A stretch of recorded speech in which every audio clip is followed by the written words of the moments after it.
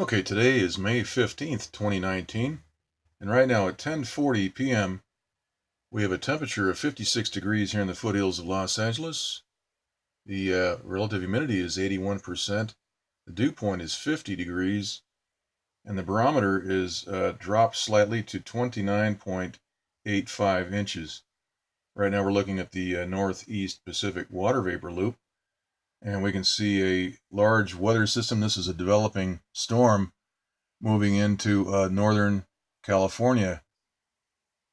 Also on this map, we can see there's got a tropical flow pattern which is being re-steered. We've got high pressure blockading this moisture field here from getting anywhere near this low pressure system.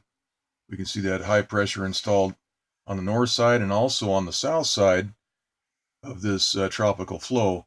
And notice what's happening down here. We have thunderstorm development down off of the Central American coast and off of the Mexican coast here. We'll take a look at that right here. We can see that much better.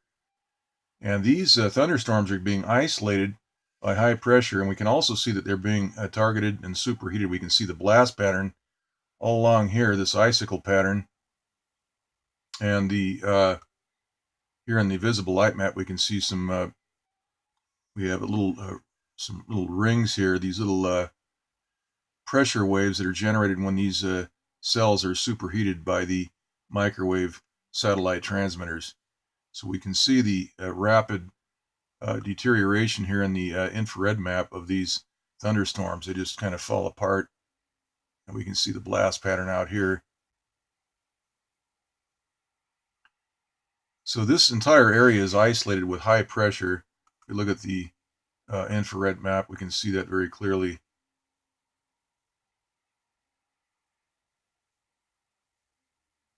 And that is preventing any of this weather from getting pulled into this eastbound flow pattern over the mainland there of Mexico. All right, so let's take a look now at this developing storm. This is a 996 millibar developing storm system right here, and this is moving towards Northern California. We can also see a right angle, some straight edges developing on this weather system. If we take a look at the infrared map, we can see that that rectangular feature much better right in this area. This is the center of the vortex of that low pressure system. And we see that the frontal system is completely evaporated. This is the jet stream flow right here. And look what's happened right in this segment.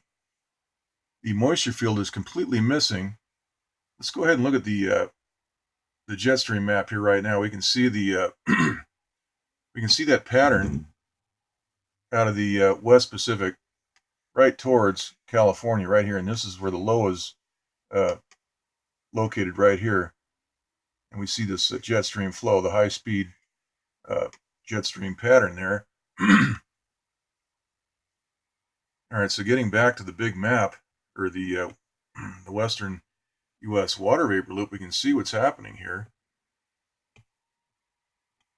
There's transmitter activity right here, and that is evaporating the moisture in the jet stream. So we've got satellite transmitter manipulation right on top of the jet stream, and that is showing up in the infrared map here. We can see that the effect of that microwave transmitter or laser. This could be laser. There's only a couple of ways you can really do this effectively, and we're seeing the evaporation right about here. Look at this, right where the pen is. Everything is just disappearing. So they've isolated this storm system and the moisture field associated with that. Now, if you look at the Doppler map, first we would expect to see rain based on this moisture field here, this frontal system moving right through California and Nevada. We should expect to see rain all through the southwest, all the way into Arizona, Utah, Nevada, and California, and up into Oregon. Let's go ahead and look at the Doppler map here right now.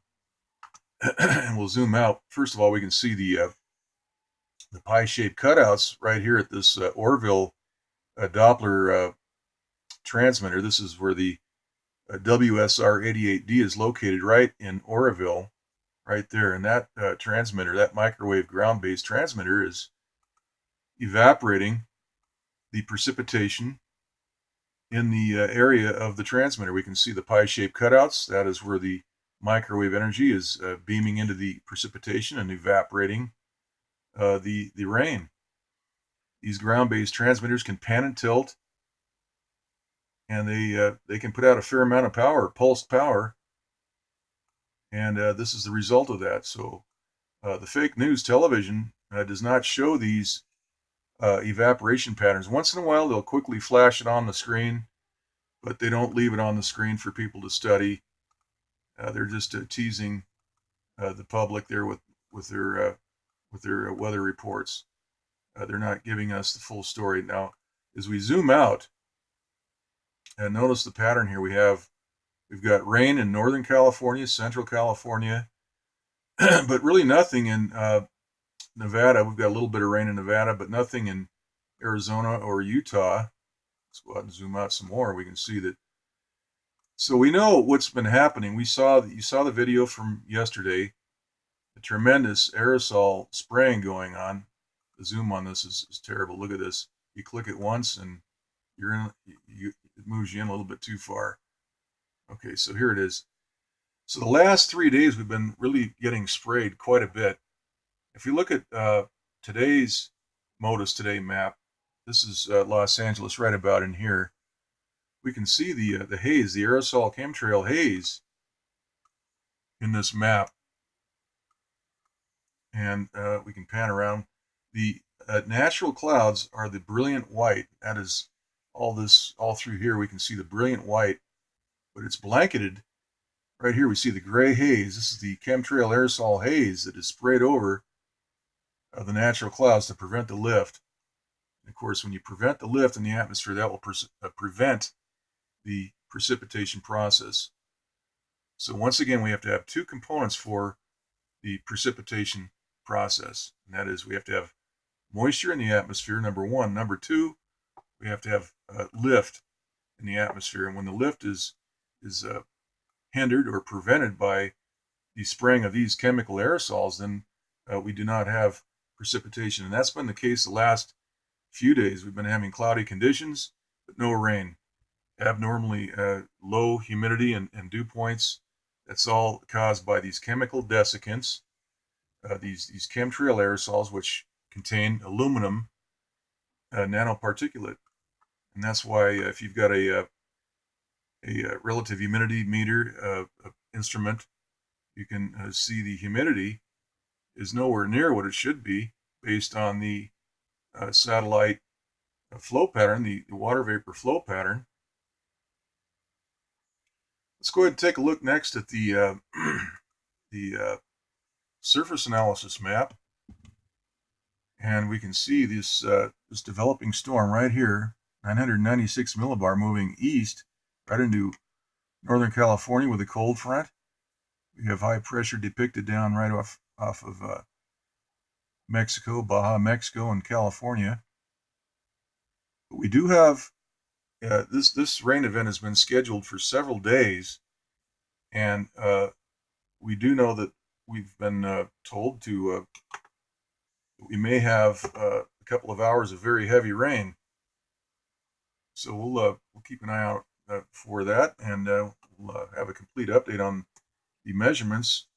Now, on May 6th, which was that was last Monday, May 6th, we had 0.913, actually, yeah, 0.91 inches of rain.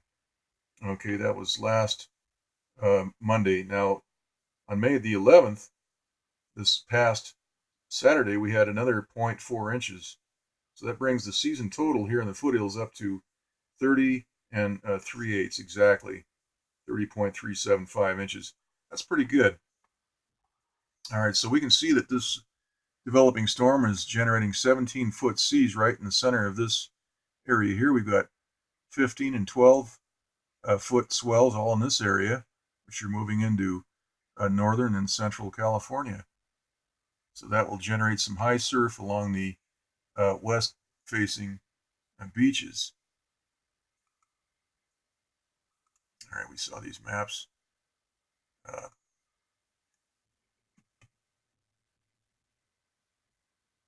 So we've got rain scheduled also for, I believe it is Sunday, and then next Thursday, the following week. I don't know how these people can predict this. The thing is that we've got so much manipulation occurring that only the people that are controlling the weather would be able to accurately determine when these rain events are going to occur.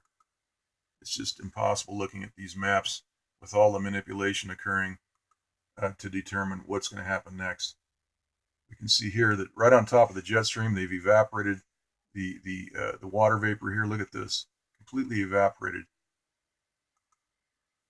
So this is something that the current administration, when they get these people in jail that have been trying to overthrow the election of 2016, these people are going to be going to jail, a lot of these people. I can tell you that for sure. Next thing after we get that all taken care of is to get the weather controllers, find out which satellites are producing the microwave or laser power to do this. We have to find that out, and we have to stop it. And if there are other countries involved, and I'm sure there is, this is a global operation. The chemtrail spraying operation is global, and it's coordinated effort. Obviously, we know the pattern. There's a distinct pattern between the arrival of moisture fields and the spraying activity. And we can see clearly this manipulation occurring on that vortex. And that will separate the frontal system. We can see it splitting right there towards the end of the loop. So this is an area which is being targeted, and that is generating high pressure right in the vortex of this low, and we can see the frontal system split away, and that is precisely why that is done. This weakens the storm. Actually, what they're doing here is they're throttling this system. They've allowed it to spool up. You can see that nice counterclockwise action there. But at the same time, they're throttling it to prevent this thing from spooling up into a much larger, more dangerous system. And look at this flow pattern here, but yet there's zero rain down here in Southern California. Let's go ahead and look at that Doppler map once again. And we can see that there just isn't much happening down here in the southern part of California, at least not yet. That can happen. Things can change very quickly. These people that are controlling our weather, this is all done by software. People clicking keyboards, a few clickety clicks on the keyboard, and things change immediately. This is quite interesting here. This is really the first big area of thunderstorms we've seen. We're heading into the hurricane season. We're into the middle of May now, and we're seeing some of these thunderstorms pop up. But here we're seeing clearly that these are being managed. Right here we've got this high pressure, as I mentioned, separating all that weather. Here's the visible light map. We can see that blast pattern right down here, that little circular pressure wave. Okay, so that's the report for now. We'll try to get another update here real soon. And we'll just leave it right here. This is a great cartoon. We'll just leave it right here. And that's it.